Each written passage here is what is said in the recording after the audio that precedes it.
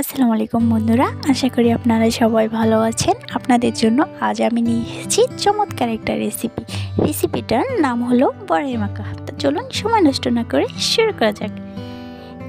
এখানে আমি বড়াইগুলো ভালোভাবে বোটা ছাড়িয়ে ধুয়ে নিয়েছি। এখন আমি বড়াইগুলো আমার পছন্দ মতো ছোট ছোট শেপ দিয়ে কেটে নিব। তো আপনারা দেখতে পাচ্ছেন বড়াইগুলো ছোট ছোট শেপ দিয়ে কেটে নিয়েছি। এখন দিয়ে দিব 3টি শুকনো লঙ্কা, 2-3টি কাঁচা লঙ্কা, তারপরে দিয়ে দিব ধনে পাতা, তারপরে দিয়ে দিব স্বাদ মতো লবণ, এরপরে দিয়ে দিব 2 চামচ চিনি দেওয়ার পরে এখানে আমি দিয়ে দিব সামান্য কিছু তেল। এখানে আমি সরিষার তেলটা ব্যবহার করেছি। তারপরে হাতের সাহায্যে শুকনো লঙ্কাগুলো ভালোভাবে ভেঙে নিব। শুকনো লঙ্কাগুলো আমার ভেঙে নেওয়া হয়েছে। এখন আমি হাতের সাহায্যে ভালোভাবে বড়াইগুলো মেখে নিব।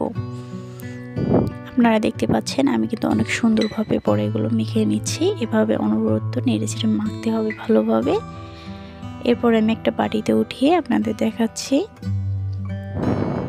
আপনারা দেখতে পাচ্ছেন মাশাআল্লাহ বড়াইটা কিন্তু আমার কাছে অনেক সুন্দর লাগছে। আপনাদের কাছে কেমন লাগতেছে কমেন্টে জানাবেন প্লিজ।